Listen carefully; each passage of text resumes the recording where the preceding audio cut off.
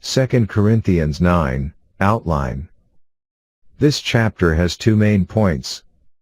First, administering the gift. Second, God loves a cheerful giver. 2 Corinthians chapter 9.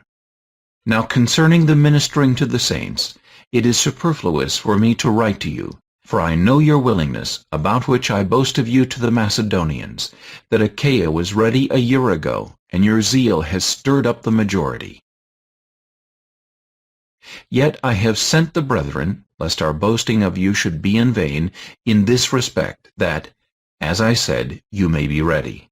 Lest, if some Macedonians come with me and find you unprepared, we, not to mention you, should be ashamed of this confident boasting.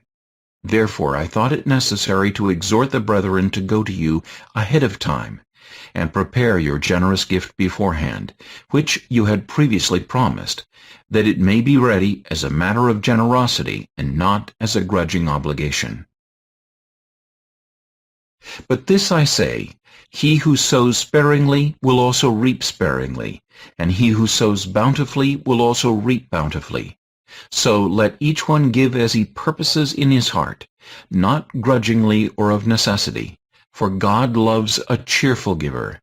And God is able to make all grace abound toward you, that you, always having all sufficiency in all things, may have an abundance for every good work. As it is written, He has dispersed abroad, He has given to the poor, His righteousness endures forever. Now may He who supplies seed to the sower and bread for food supply and multiply the seed you have sown and increase the fruits of your righteousness, while you are enriched in everything for all liberality, which causes thanksgiving through us to God.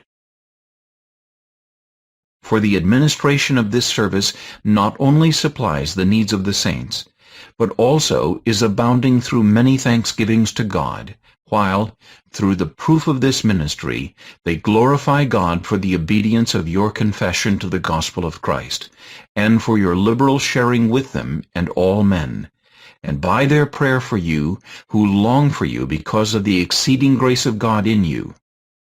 Thanks be to God for His indescribable gift.